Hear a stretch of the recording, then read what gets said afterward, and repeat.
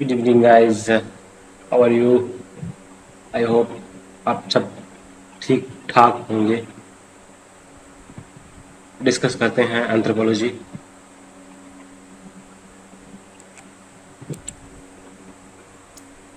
आज हम नया टॉपिक पढ़ेंगे।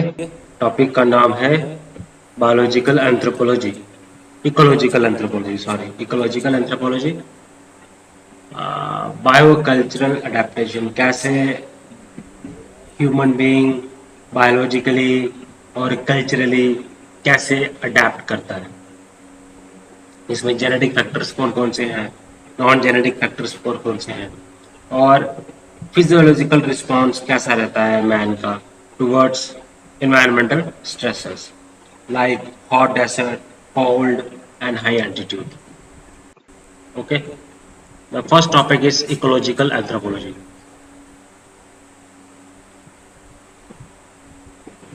Ecological anthropology, study of कैसे ह्यूमन बीइंग कल्चरली अडेप्ट करता है इन्वायरमेंट में। इसको हम बोलते हैं इकोलॉजिकल एंथ्रोपोलॉजी। इन्वायरमेंट का क्या रोल होता है ह्यूमन के सोशल एस्पेक्ट पे, कल्चरल एस्पेक्ट पे, बायोलॉजिकल एस्पेक्ट पे, या फिर हम देखते हैं कि कल्चरली ह्यूमन बीइंग कैसे अडेप्ट करता है इन्वायरमेंट के साथ।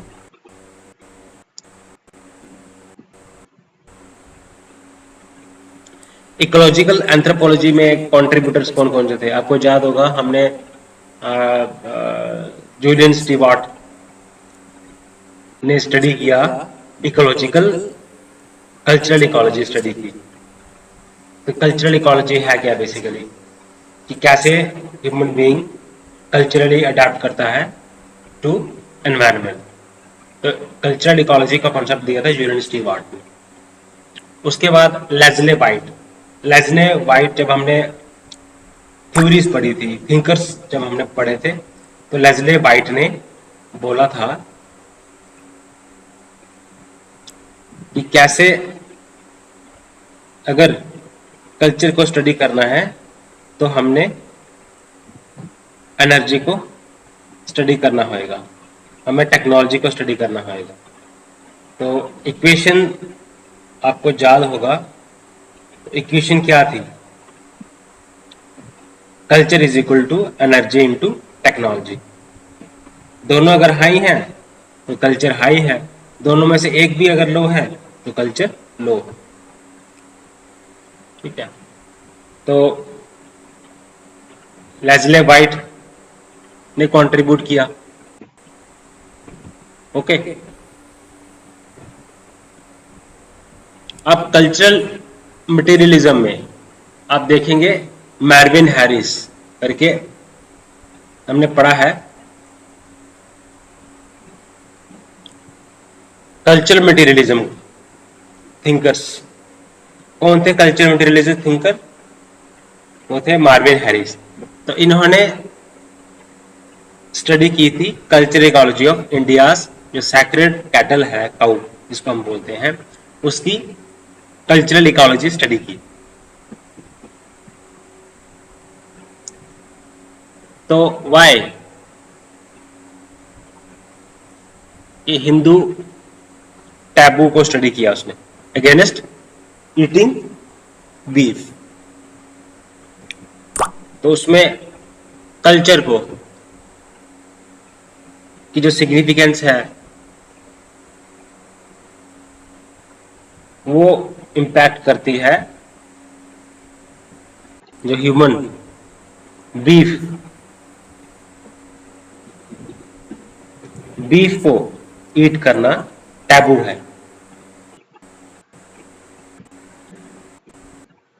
क्योंकि कैटल की इंपॉर्टेंस ज्यादा है कल्चरली, सोशली, इकोनॉमिकली। तो कल्चर टैबू को स्टडी किया मार्विन हैरिस ने। Sacred beef, the cultural ecology of sacred beef, cultural ecology of sacred cattle की स्टडी की। तो उसमें उन्होंने कल्चरल मटेरियलिज्म को एक्सप्लेन किया।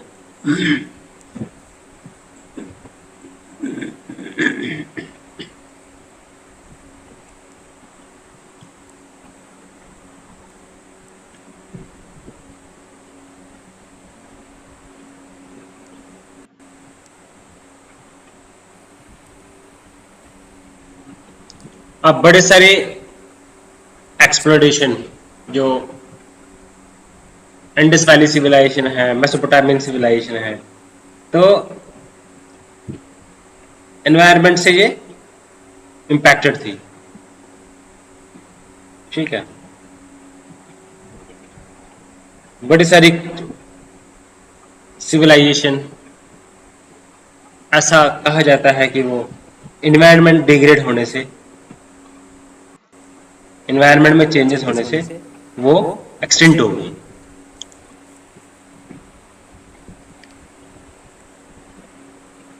ओके, इसका सिग्निफिकेंस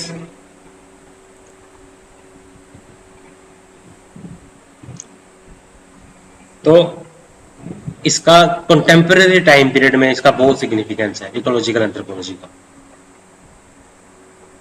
ओके, तो जब हम इकोलॉजिकल एंथ्रोपोलॉजी ऐड करते हैं एंथ्रोपोलॉजी में, तो एक इसको साइंटिफिक डिसिप्लिन भी बनाता है। Okay,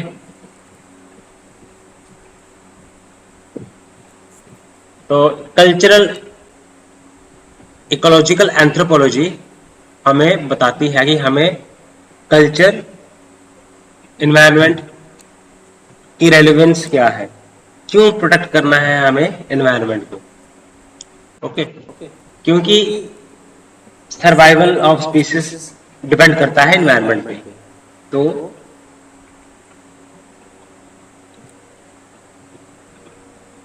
it is the ecological एंथ्रोपोलॉजीज, जिन्होंने वहां की एनवायरनमेंट के ऊपर फोकस करना जरूरी है, क्योंकि एनवायरनमेंट के ऊपर हमारी जो लिविंग है वो डिपेंडेंट है।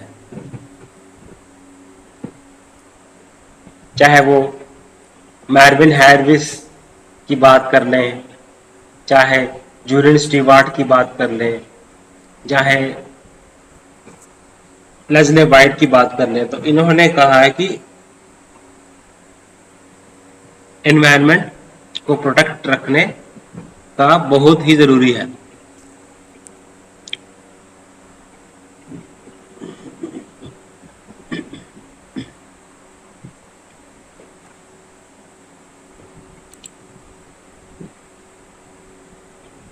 अब जेनेटिक फैक्टर्स क्या है? जेनेटिक फैक्टर्स हैं मींस बायोलॉजिकल फैक्टर्स, बायोलॉजिकली कैसे अडेप्ट करता है और कल्चरली अडेप्ट कैसे करता है। तो कल्चरल अडेप्टेशन है तो बायोलॉजिकल से बायोलॉजिकल अडेप्टेशन आती है। बायोलॉजिकली अडेप्ट करने से पहले एक्लीमेटाइजेशन होता है इसमें, बायोलॉजिकल अडेप्टेशन में, और उसके बाद फिर डेवलपमेंटल एक्लीमेटाइजेशन होता है।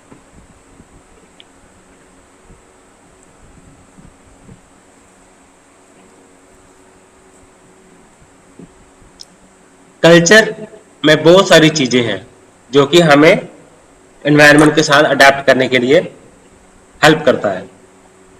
अब जैसे डाइट, ड्रेस, है ना, तो ये चीजें एनवायरनमेंट के साथ अडेप्ट करने में कंट्रीब्यूट करती हैं।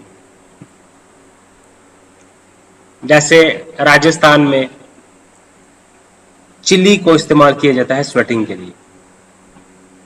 ठीक है, चिली खाने से स्वेटिंग होती है, तो वो स्वेटिंग से अपनी बॉडी के टेम्परेचर को लो करते हैं हॉट सीजन में। ठीक है, तो पीपल अब ठंड में सफर करेंगे, हॉट वेदर में भी सफर करेंगे, तो वो क्या करते हैं, कपड़े पहनते हैं, हाउस बिल्ड करते हैं। तो ये हाउस बिल्ड करना, कपड़े पहनना, ये क्या है, ये अडेप्टेशन है। ये अडेप्ट करने में हेल्प करता है कल्चरली।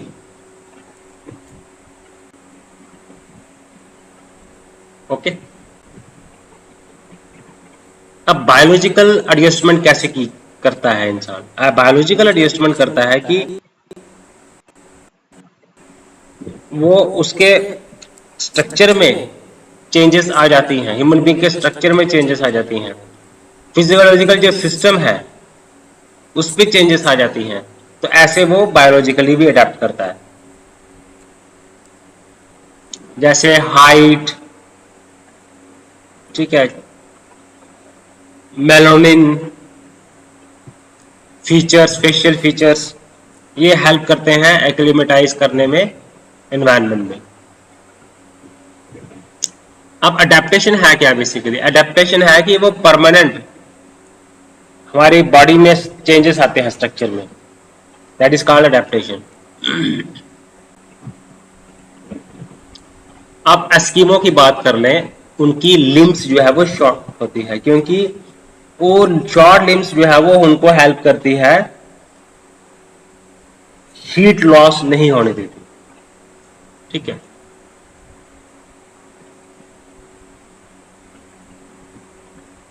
और इनमें कोल्ड जीन्स होते हैं, जीन्स इनके कोल्ड होते हैं जो इनके लिम्स को वार्म रखते हैं और इनको फ्रॉस्ट बाइट से इनको हेल्प करते हैं। अब अफ्रीका के जो लोग हैं हॉट क्रा एनवायरनमेंट में रहते हैं, हॉट एनवायरनमेंट में रहते हैं, तो उनको इनको में कोल्ड जीन्स नहीं होते हैं, ठीक है। तो इसलिए अगर ये जाएंगे कोल्ड क्लाइमेट में तो इनको फ्रॉस्ट बाइट हो जाएगी। ओके,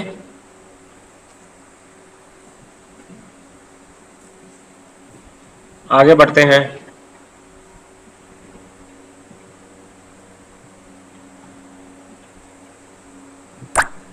तो दो आइडेंटिकल रूल्स इसमें आते हैं, बर्गमैन्स रूल और एलेंस रूल।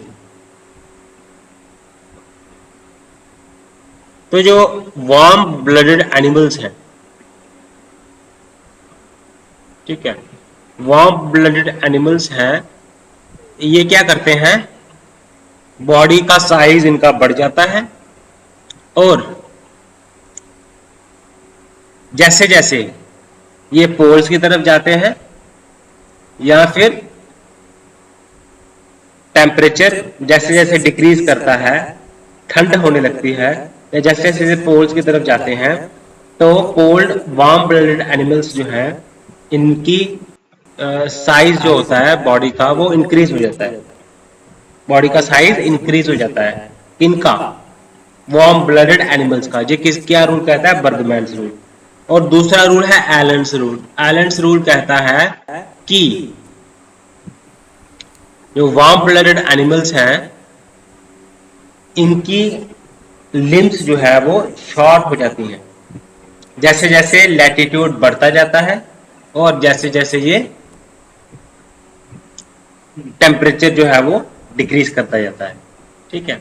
बर्गमैन्स रूल साइज के बढ़ने की बात करता है और एलेंस रूल लिम्स के शॉर्ट होने की बात करता है।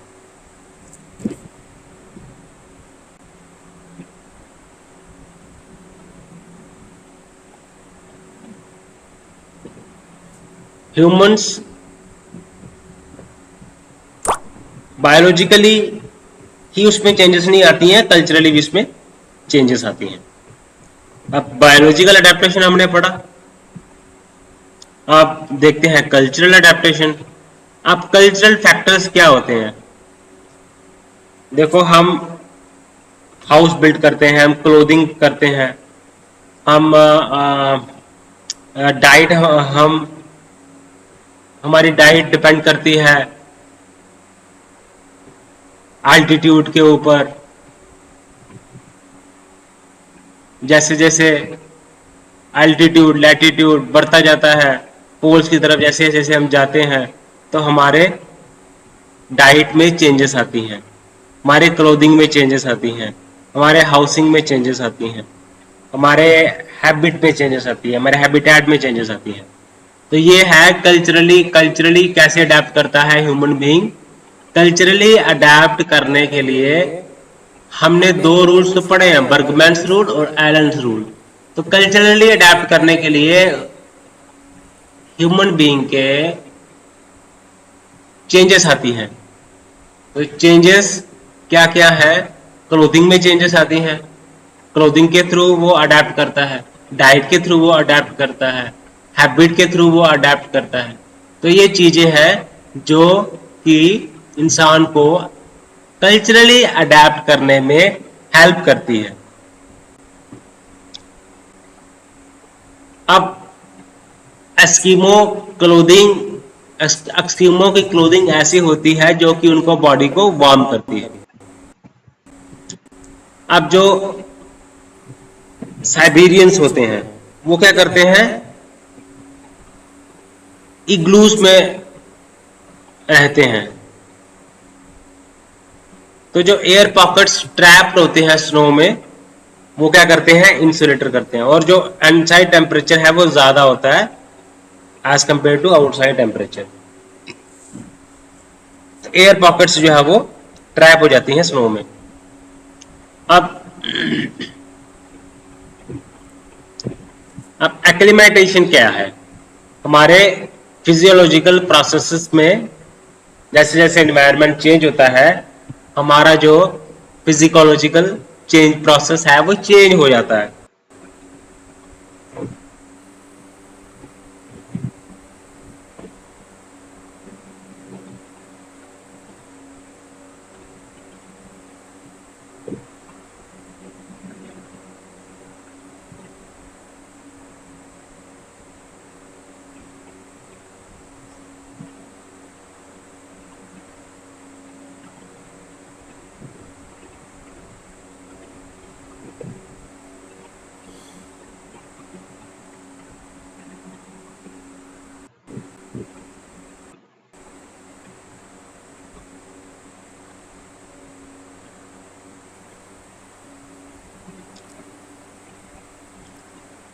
तो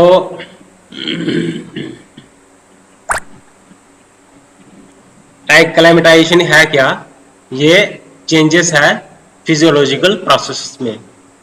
जैसे जैसे एनवायरनमेंट चेंज करता है, एक्लिमेटाइजेशन करता है इंसान।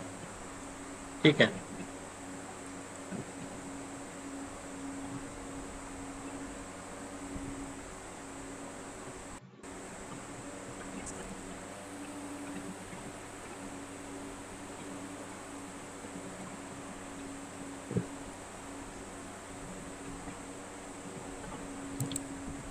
अब देखो, अडेप्टेशन, अडेप्टेबिलिटी और एक्लिमेटाइजेशन क्या करना है। अडेप्टेशन क्या करता है?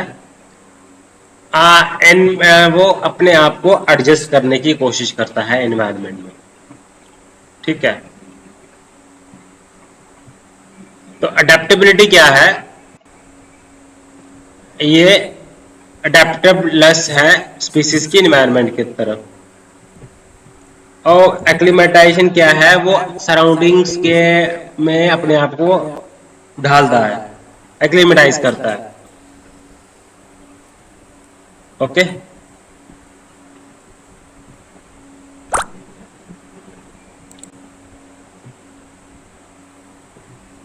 अब मैंस फिजियोलॉजिकल रिस्पॉन्स क्या होते हैं एनवायरमेंटल स्ट्रेसेस को लेके?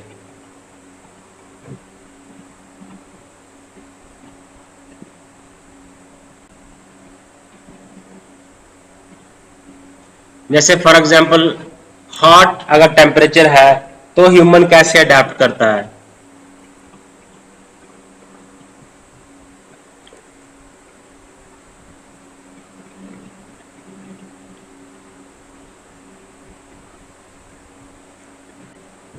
तो वो सर्टन एडजस्टमेंट करता है। पहले क्या करता है? वो अपने आप को एक्लिमेटाइज करता है। एक्लिमेटाइज बेसिकली ये,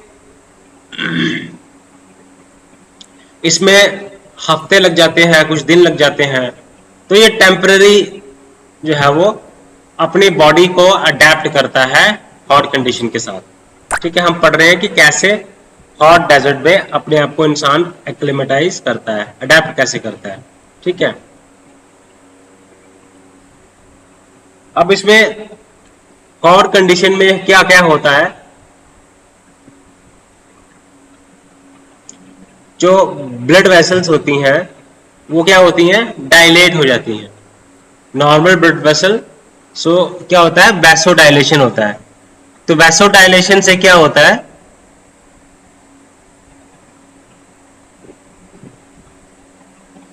ऑक्सीजन की ट्रांसपोर्टेशन बढ़ जाती है, न्यूट्रिएंट्स की ट्रांसपोर्टेशन बढ़ जाती है, ग्लूकोज की ट्रांसपोर्टेशन बढ़ जाती है। तो हमारा जो ब्लड प्रेशर है वो डिक्रीज कर जाता है। हॉट क्लाइमेट में हमारी ब्लड वेसल जो है वो डायलेट करती हैं और हमारा जो ब्लड प्रेशर है वो डिक्रीज कर जाता है। अब क्या होता है,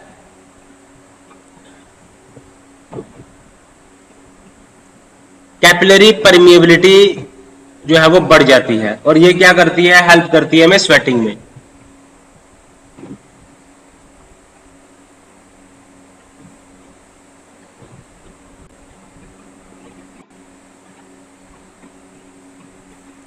ओके,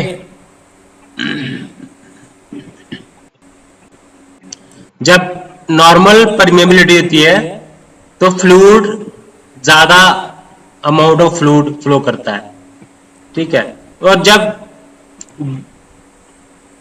इन्फ्लेमेशन हो जाती है, इन्फ्लेमेशन बढ़ जाती है, कैपिलरी परमिएबिलिटी बढ़ जाती है, तो क्या होता है,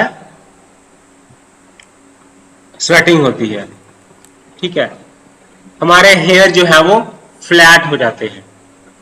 ओके,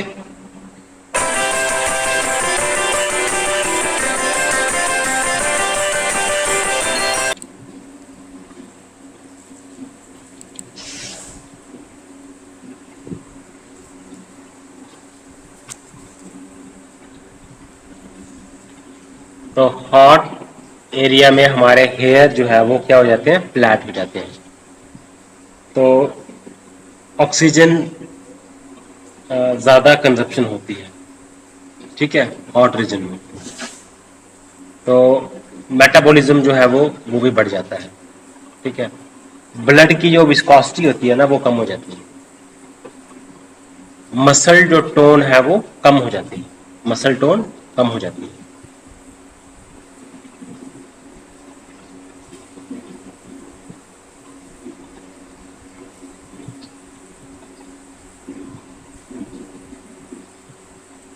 तो अब बायोलॉजिकल, ये हमने बताया आपको कैसे क्या किया,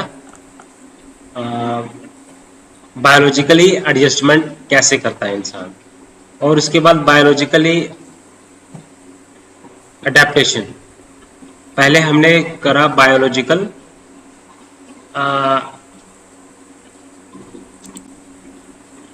एडजस्टमेंट कैसे कैसे करता है,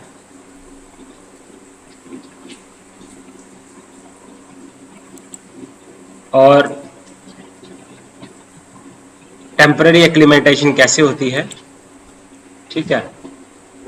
तो अब बर्गमैन्स रूल हमने पढ़ा था। बर्गमैन्स रूल क्या बोलता है कि साइज जो है वो बढ़ जाता है, ठीक है, जैसे जैसे हम पोल्स की तरफ जाते हैं, और जैसे जैसे हम इक्वाटर्स की तरफ जाते हैं तो हमारा बॉडी का साइजेस जो है वो लोअर हो जाता है।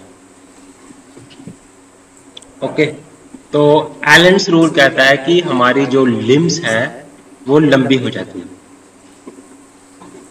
कोल्ड रीजन्स में, ठीक है। तो ये आ गया biological adaptation. Then cultural adjustment कैसे हो जाती है, हमारे हैबिटेशन चेंज हो जाती है, क्लोथिंग चेंज हो जाती है, ठीक है।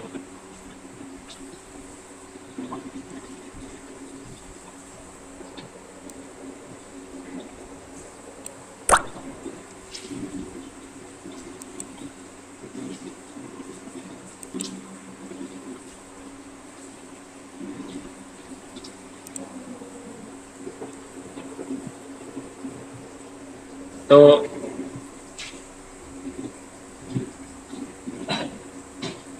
जो सहारा डेजर्ट के लोग हैं, ठीक है, तो वो ऐसी क्लोथिंग पहनते हैं जो कि कंडक्शन जिसमें कम हो और जो radiate heat gains from the environment, और एनवायरनमेंट से जो हीट आती है उसको वो रेडिएट कर देता है, कंडक्शन नहीं होती है। ठीक है।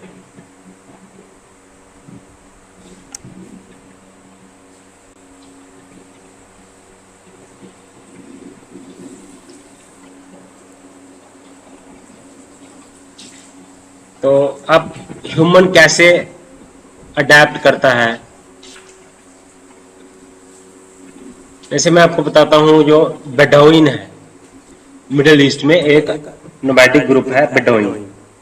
तो वो कैसे कल्चरली अडेप्ट करते हैं, वो लाइट क्लोथिंग पहनते हैं, लूज क्लोथिंग पहनते हैं।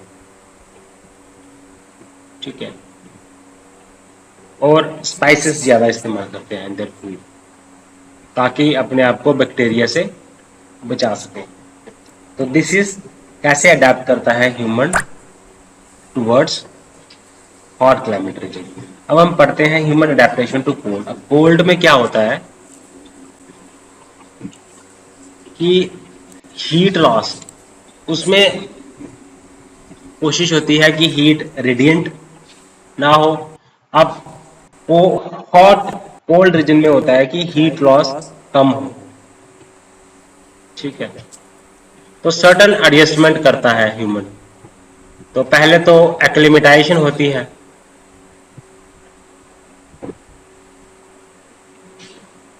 ठीक है। तो कोल्ड रीजन में क्या क्या होता है, देखो हमने पढ़ा था उसमें, हॉट रीजन में कैपिलरी परमेबिलिटी बढ़ जाती है, हॉट रीजन में, कोल्ड रीजन में कैपिलरी परमेबिलिटी कोल्ड रीजन में डिक्रीज कर जाती है ना। तो कोल्ड रीजन में ब्लड प्रेशर बढ़ जाता है, कोल्ड रीजन में ऑक्सीजन की कंजप्शन जो है वो डिक्रीज हो जाती है, मेटाबॉलिज्म कम हो जाता है, ब्लड विस्कस इंक्रीज कर जाती है। ओके। तो ब्लड हमारा थिक हो जाता है कोल्ड में, तो ब्लड फ्लो भी कम हो जाता है।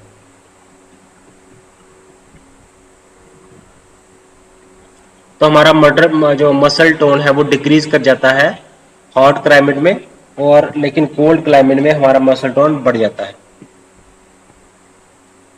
ठीक है। तो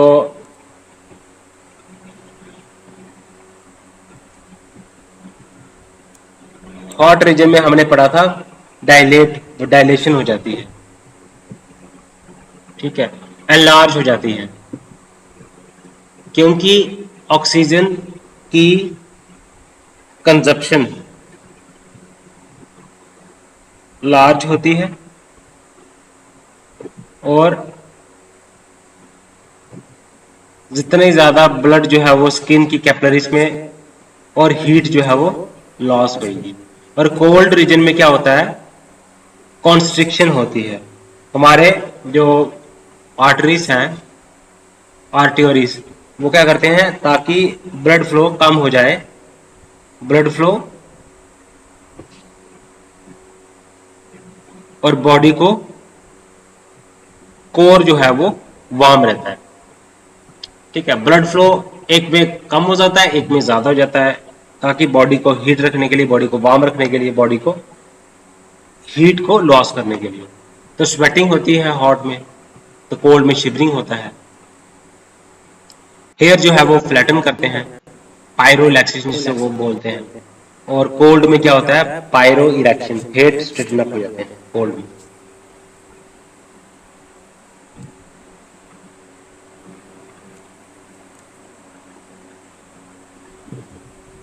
ओके।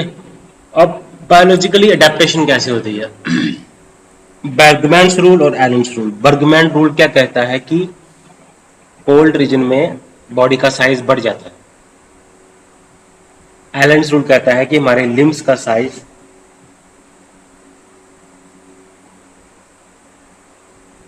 कम हो जाता है।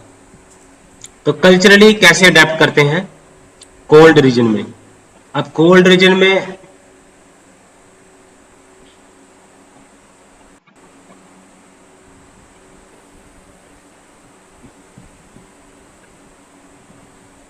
तो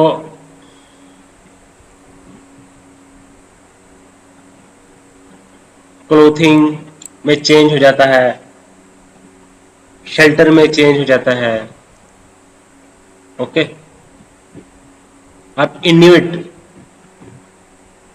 जो है वो यूनिक क्लोथिंग होती है, तो बॉडी को कोल्ड को वार्म रखता है, और जो कोल्ड कोल्ड होता है वो बाहर ही रहता है।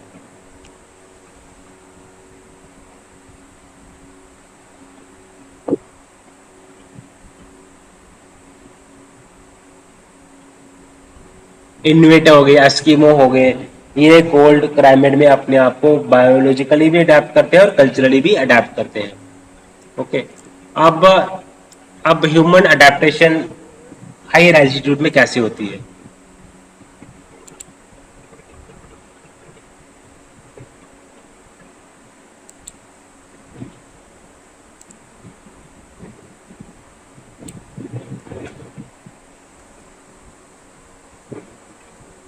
तो हायर एल्टीट्यूड में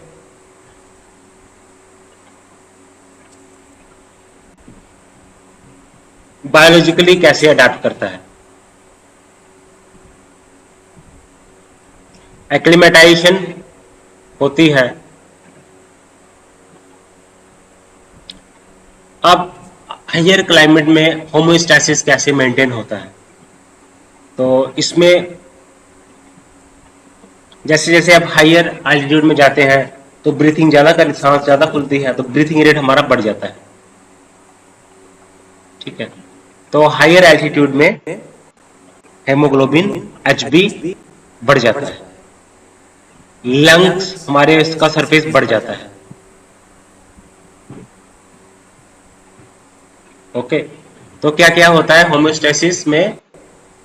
एक तो हमारा हेमोग्लोबिन बढ़ जाता है, ब्रीथिंग रेट बढ़ जाता है, लंग का सरफेस है वो बढ़ जाता है। ये होता है होम्योस्टैसिस और हायर एल्टीट्यूड। अब बायोलॉजिकली कैसे अडेप्ट करता है इंसान? तो चेस्ट जो है वो हाई हो जाती है, चेस्ट का साइज इंक्रीज करता है।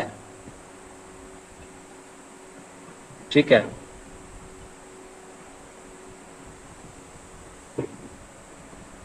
अब कल्चरली कैसे अडॉप्ट करते हैं?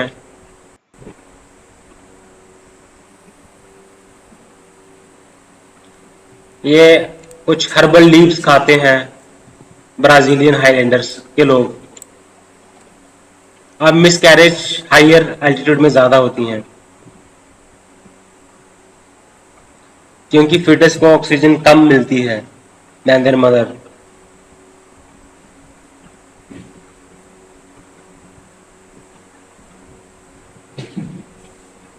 तो कैसे वो जो cultural adaptation among highlanders can be seen in through raised homes. Homes raised होते हैं for air insulation at bottom, construction of closed air pocket on top, and avoidance of free flowing fresh air circulation. तो free flowing circulation को avoid करते हैं, and avoidance of free flowing, जो fresh air circulation होती है उसको वो रोकते हैं, फ्री फ्लो नहीं होता सर्कुलेशन का। तो क्योंकि एयर पॉकेट्स क्लोज कर दिए जाते हैं ताकि एयर इंसुलेशन हो जाए बॉटम में।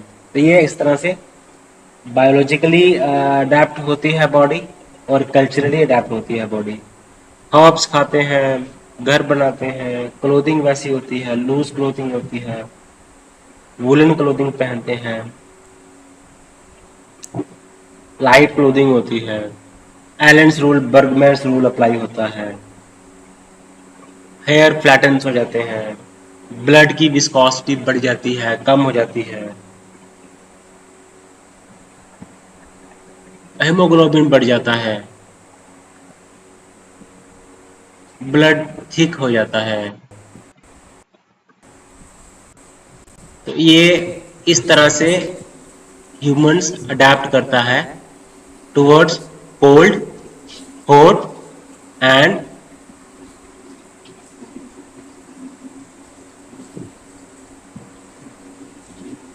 Higher altitude region. तो होम्योस्टैसिस मेंटेन करने के लिए ब्लड ब्लड जो कैपिलरी परमेबिलिटी इंक्रीज कर जाती है या डिक्रीज कर जाती है। आर्टरीज इंक्रीज कर जाती है।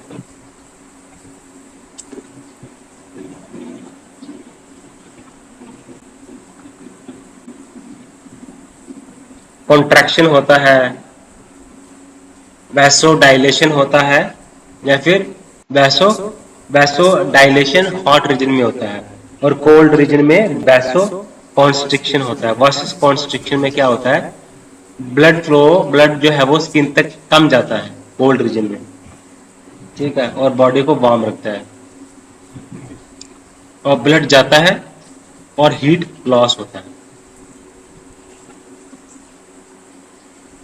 स्वेटिंग होती है, शिवरिंग होती है।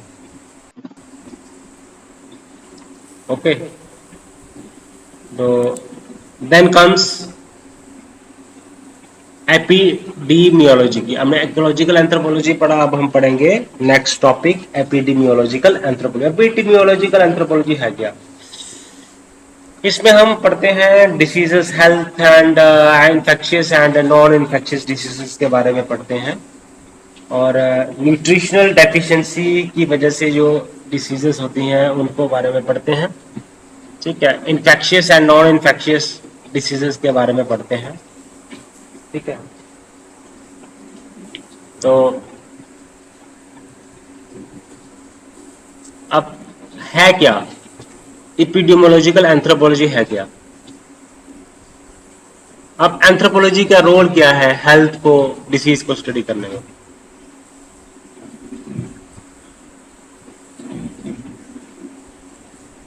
मेडिकल एंथ्रोपोलॉजी जो है वो एक सब फील्ड है एंथ्रोपोलॉजी का, और ये सोशियो कल्चरल एस्पेक्ट स्टडी करती है, लिंग्विस्टिक एस्पेक्ट स्टडी करती है, बायोलॉजिकल एंथ्रोपोलॉजी को ये ड्रॉ करती है टू अंडरस्टैंड करना, हेल्थ को अंडरस्टैंड करना, डिसीज को अंडरस्टैंड करना, ठीक है, कैसे अडेप्टेशन कर रही है, हेल्थ केयर सिस्टम को अंडरस्टैंड करना। अब होता क्या है एपिडेमियोलॉजिकल एंथ्रोपोलॉजी? इसमें होता है कि कैसे डिसीज का ओरिजिन होता है, डिस्ट्रीब्यूशन कैसे है डिसीजेस की, ठीक है, कौन कौन से फैक्टर्स हैं जिनकी वजह से डिसीज होती है, ठीक है, कल्चरल प्रैक्टिसेस, सोशल इनइक्वालिटीज, जो सोशल इनइक्वालिटीज हैं, कल्चरल प्रैक्टिसेस हैं, वो कैसे कंट्रीब्यूट करती हैं हेल्थ एंड डिसीज के लिए। ओके,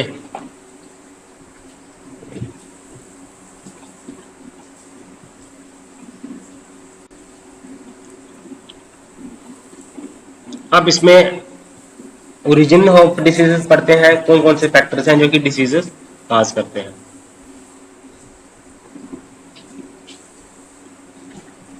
ओके,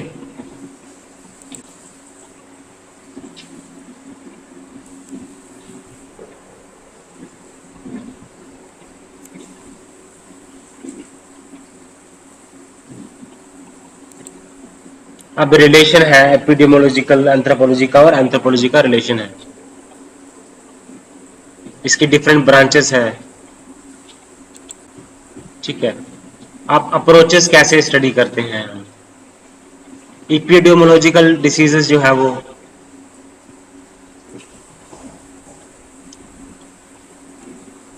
हम डिस्क्रिप्टिव भी है और एनालिटिकल भी है एपिडेमियोलॉजिकल स्टडीज। अब डिस्क्रिप्टिव क्या है? डिस्क्रिप्टिव एपिडेमियोलॉजिकल हम स्टडी करते हैं डिसीजेस के डिटर्मिनेंट्स, डिसीज की फ्रीक्वेंसी कितनी ज्यादा, वो डिसीज पेनिट्रेटेड, उसकी पेनिट्रेशन कितनी है, डिसीज की डिस्ट्रीब्यूशन कैसी है, कितनी है।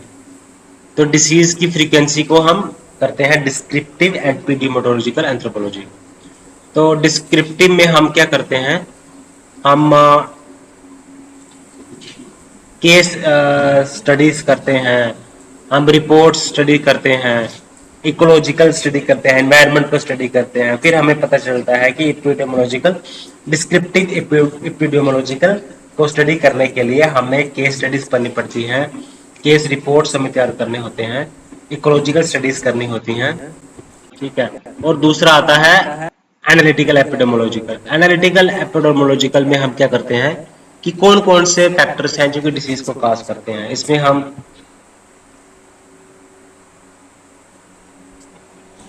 ऑब्जर्वेशनल करते हैं एनालाइज, और हम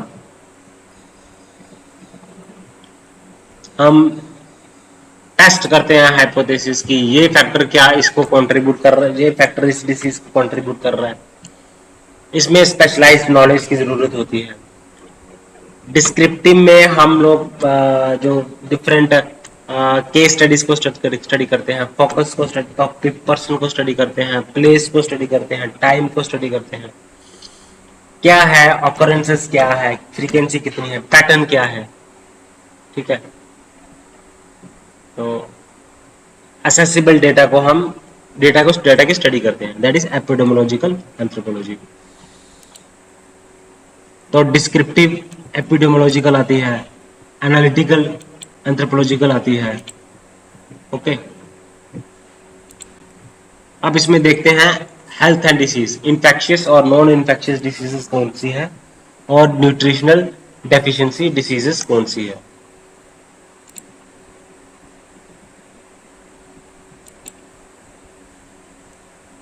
अब हेल्थ क्या है?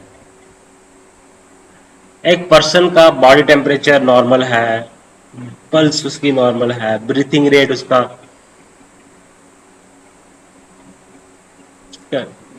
एक्यूरेसी, विजन ठीक है, हियरिंग ठीक है, मेजरेबल कैरेक्टरिस्टिक्स जो है वो नॉर्मल है, तो उसको हम हेल्दी बोल सकते हैं।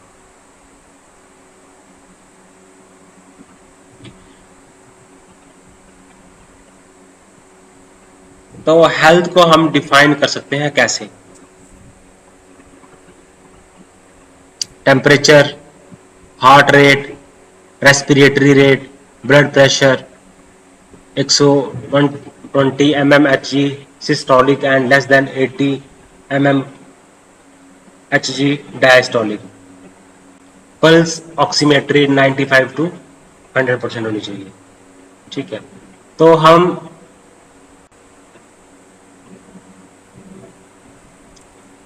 तो ये physically fitness, vital science adult में, तो ये सिर्फ ये फिजिकल फिटनेस ही नहीं होती है हेल्थ में, इसमें मेंटल और इमोशनल वेलबींग कैसी है इंसान की वो भी डिपेंड करती है। इसमें मेंटल एंड इमोशनल वेलबींग को भी स्टडी करते हैं, इट एम्प्लाइज करता है इमोशनल एंड मेंटल वेलबींग।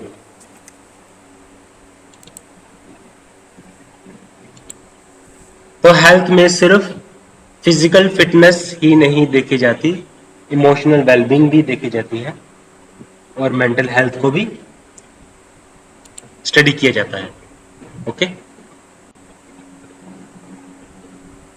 अब डिसीज जो है डिसीज का मतलब क्या होता है? इसमें कुछ साइंस है, बॉडी में कुछ साइन आ जाते हैं, सिम्टम्स आ जाते हैं, तो उसको हम बोल सकते हैं डिसीज, बॉडी में डिसीज है। तो नॉर्मल फंक्शनिंग जो होती है बॉडी की, उसमें अगर डिविएशन आ जाए तो हम क्या बोलते हैं? डिसीज हो गई है, ओके। अब डिसीज जो है वो दो तरह की होती हैं, एक होती है कंजेनिटल डिसीज जो कि हमें बर्थ से ही होती है, और दूसरी होती है एक्वायर्ड डिसीज जो कि बर्थ के बाद डेवलप होती है। तो फर्स्ट है कम्युनिकेबल डिसीज।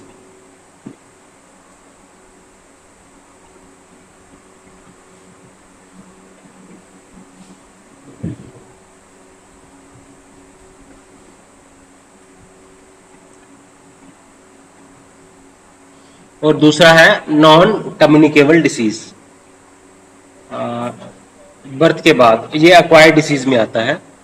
तो कम्युनिकेबल डिसीजेस होती है वायरल डिसीज, ठीक है, bacterial disease, protozoan disease, fungal disease, ठीक है, तो ये सारी आती हैं पैथोजन रिलेटेड डिसीजेज हैं।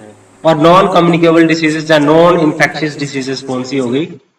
जहाँ डेफिशिएंसी से हो जाती है डिसीज, एलर्जी से हो जाती है डिसीज, कैंसर से हो जाती है डिसीज, और ऑर्गेनिक डीजेनरेटिव डिसीजेस भी हम इसको बोलते हैं, कैंसर से, एलर्जी से। ठीक है, तो ये आ जाती हैं नॉन इन्फेक्शियस डिसीजेस। दूसरी आ जाती है इन्फेक्शियस डिसीजेस।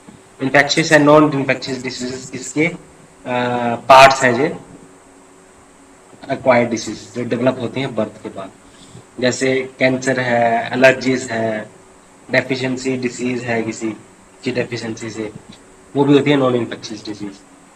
ठीक है, ऑर्गन का डीजनरेट है, ऑर्गन नॉर्मल नहीं है, अब नॉर्मल है, उसको हम बोलते हैं ऑर्गन डीजनरेटिव डिसीज।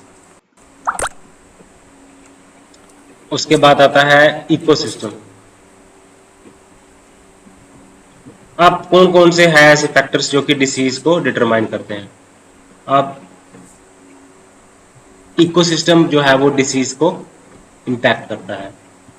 ऑक्सीजन है, वाटर है, फूड है, फ्यूल है, नेचुरल रिसोर्सेज हैं, ओजोन लेयर कैसी है, तो ये नेचर से हमें मिलती हैं। तो ये है सारी की सारी डिटर्मिनेंट्स हमारी हेल्थ। दूसरा आता है eco biological, socio economic, social pattern of living, standard of living, habits कैसे हैं, हाइजीनिक कैसी।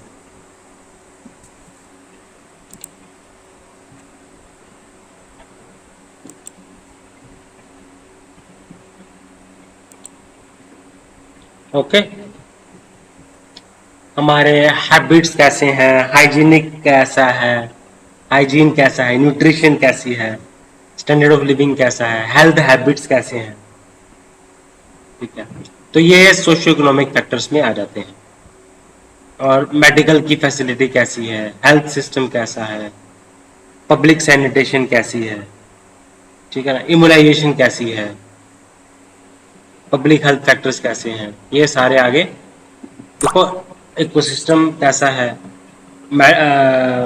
सोशियो इकोनॉमिक फैक्टर्स कैसे हैं, तो ये फैक्टर्स इफेक्ट करते हैं।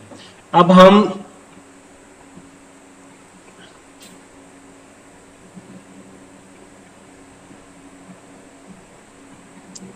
इको बायोलॉजिकल फैक्टर्स, तो changing patterns of humanity, vectors, for example black cat rat जो थे, उनकी वजह से क्या हुआ था?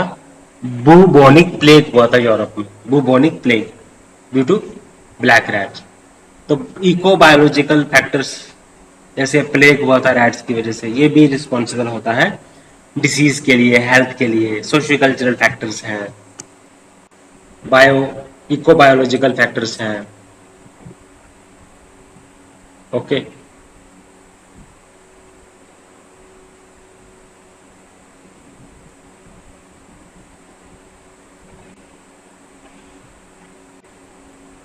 तो अब इन्फेक्शियस डिसीज के बारे में हमने पढ़ा, वायरल डिसीज के बारे में पढ़ा।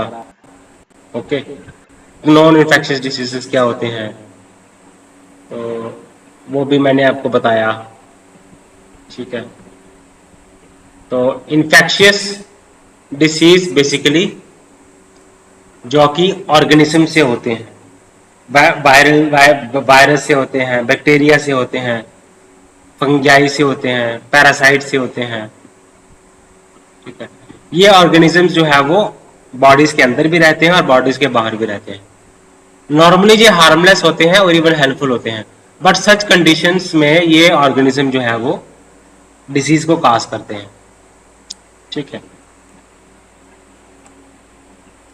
उसके बाद हम करते हैं non infectious disease. Non infectious disease जो है जो ऑर्गेनिजम्स के द्वारा नहीं होती, पैथोजन से नहीं होती, तो देयरफॉर ये एक दूसरे से, एक पर्सन से दूसरे पर्सन में स्प्रेड नहीं हो सकती।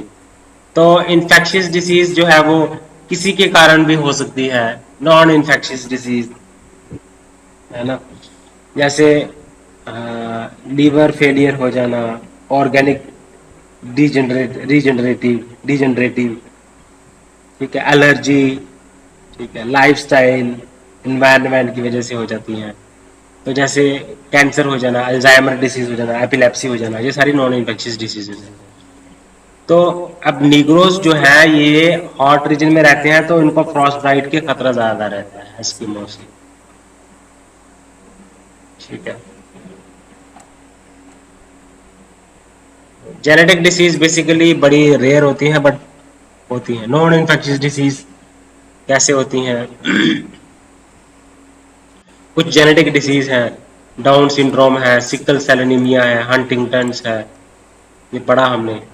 मेल न्यूट्रिशन की वजह से क्वाशिरकोर, मरासमस, हेयर लॉस हो जाना, फेस में रिंकल आ जाना, मरासमस। क्वाशिरकोर क्या होता है? एब्डोमेन डिस्टेंडेड हो जाना, ठीक है। बहुत सारे लाइफस्टाइल की वजह से भी होती हैं। इन्फेक्शियस और नॉन इन्फेक्शियस डिसीज को हमने अच्छे से पढ़ा। अब मेल न्यूट्रिशन क्या होती है? स्पेशल न्यूट्रिएंट्स का हमारी बॉडी में एक्सेस में हो जाना या फिर डेफिशिएंसी में हो जाना, जो एसेंशियल न्यूट्रिएंट्स होते हैं, that is called mall nutrition. इसमें अंडर न्यूट्रिशन भी आता है और ओवर न्यूट्रिशन भी आता है, ठीक है। तो प्रोटीन एनर्जी माल न्यूट्रिशन जिसको हम बोलते हैं मरास्मस, जिसमें चाइल्ड अंडरवेट होता है, क्वाशिरकोर, ग्रोथ नहीं होती है, डेवलपमेंट नहीं होती है, ठीक है। Micronutrient deficiency disease. अब आता है प्रोटीन एनर्जी डेफिशिएंसी डिसीज, आता है मरास्मस, क्वाशिरकोर। दूसरा आता है माइक्रोन्यूट्रिएंट डेफिशिएंसी। विटामिन ए की वजह से क्या होता है, विटामिन बी की वजह से क्या होता है, विटामिन सी की वजह से क्या होता है, विटामिन डी की वजह से क्या होता है, रिकट्स होता है, सी की वजह से स्कर भी होता है, बी की वजह से बेरी बेरी होता है। तो आयरन की डेफिशिएंसी से एनीमिया होता है, ठीक है। तो ये सारा डिस्कस हमने किया हेल्थ एंड डिसीज, ओके। हमने डिस्कस किया एपिडीमोलॉजिकल एंथ्रोपोलॉजी, हमने डिस्कस किया इकोलॉजिकल एंथ्रोपोलॉजी, ठीक है। तो गाइस, चैनल को लाइक करें, शेयर करें और सब्सक्राइब करें। Thanks guys.